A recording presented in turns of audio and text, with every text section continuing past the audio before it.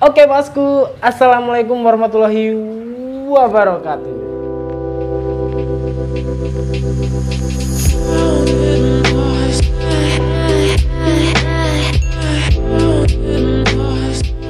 Oke bosku, kembali lagi bersama saya di sini pastinya. Nah, ada kabar gembira nih yang mau saya sampaikan. Jadi beberapa waktu lalu di video saya sebelumnya juga saya pernah update tentang ikan pikok bass saya, termasuk itu jenis kelberry. Nah, jadi kelberry-nya itu dari awal cerita.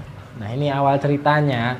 Itu 2 ekor itu ikan di dasar semua dengan kondisi perut yang ngelipet gini, kondisi perutnya ngelipet kayak gini.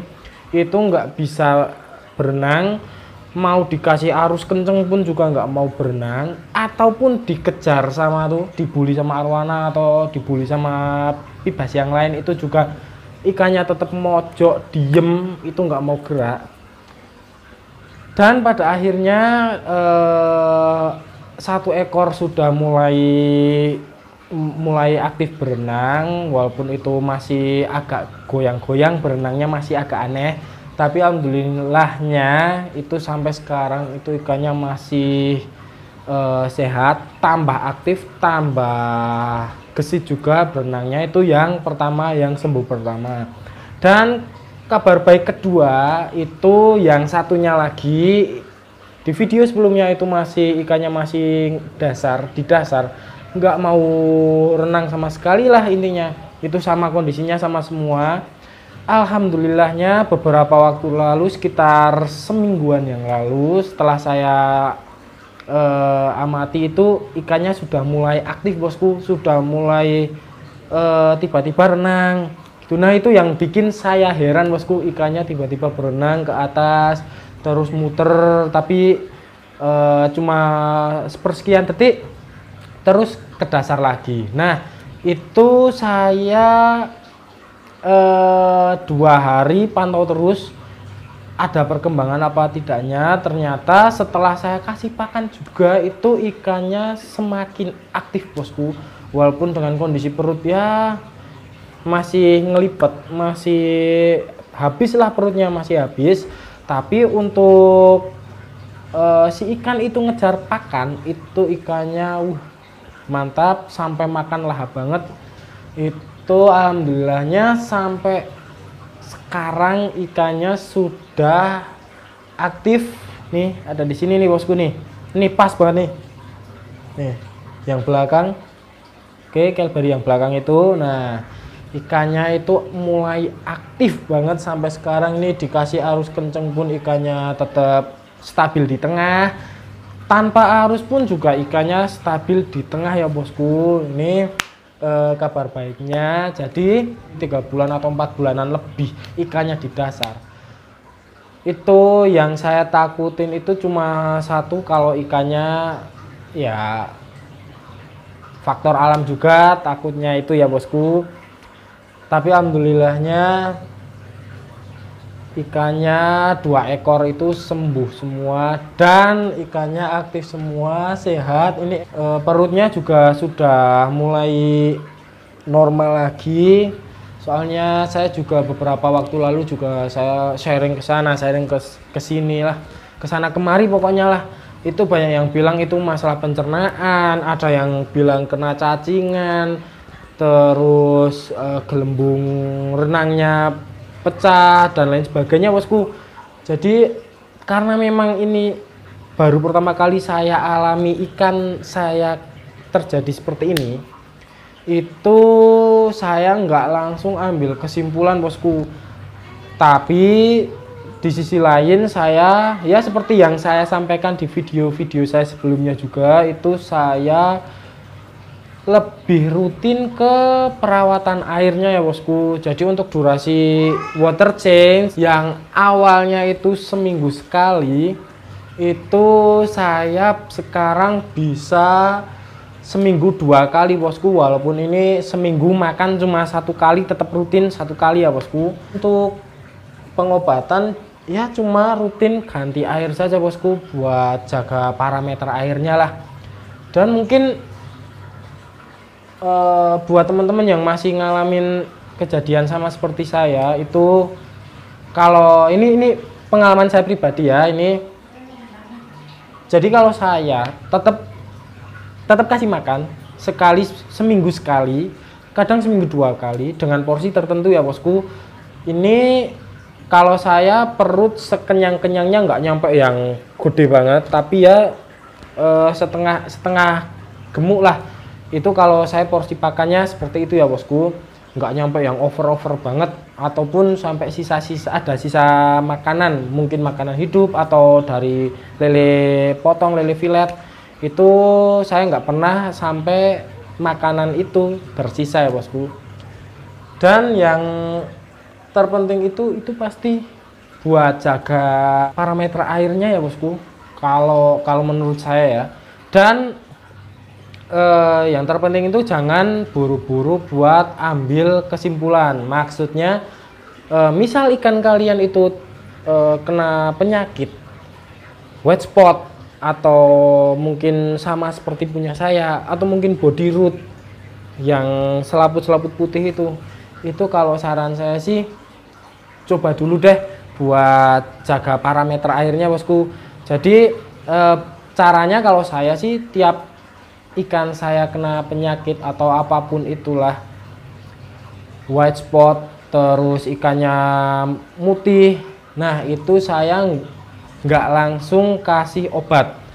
Jadi sehari 2 hari itu, misal ikan saya sekarang kena, saya langsung full kuras 80-90% itu rutin. Terus nanti selang 3 hari, kalau masih belum ada perubahan, ikannya masih belum sehat, masih belum sembuh, jangan buru-buru kasih obat lagi bosku. Jadi selang 3 hari itu kalian kuras lagi airnya. Jadi ini yang saya lakuin ke ikan-ikan saya bosku. Itu. Terus misalkan udah 2 kali kuras masih belum ada perubahan, nah itu kalian baru bisa mungkin pakai heater, atau mungkin ikan kalian dikarantina. Tapi sisi lain juga ada minusnya, kalau ikan kita sakit terus kita karantina pindah tank misalnya. Sisi lainnya itu minusnya ya bosku. Ini misal ikan kalian sakit terus kalian nekat pindah ke tank karantina. Jadi kondisinya ikan itu kan lagi sakit. Kalau kita pindahkan, ikan itu juga masih butuh waktu buat adaptasi lagi bosku. Nah kalau saran saya sih, kalau di karantina lihat kondisi ikannya dulu bosku, bener-bener layak buat pindah tank karantina atau enggak. Takutnya nanti kalau ikan kita asal pindah ke tank karantina, entah diisi air baru, kasih obat atau apapun, itu kondisi ikan nggak bener-bener fit, itu takutnya malah ikannya semakin parah bosku. Itu yang pernah saya alami juga. Terus banyak teman-teman viewer juga yang ngeluh kayak gitu bosku. Jadi ini kalau saran saya sih seperti itu ya bosku. Kalau mau pindah tank karantina, pakai air tank lama, jangan pakai air baru. Nah yang kedua itu cek kondisi ikan. Jadi kalian pasti tahulah kondisi fit ikan kalian masing-masing.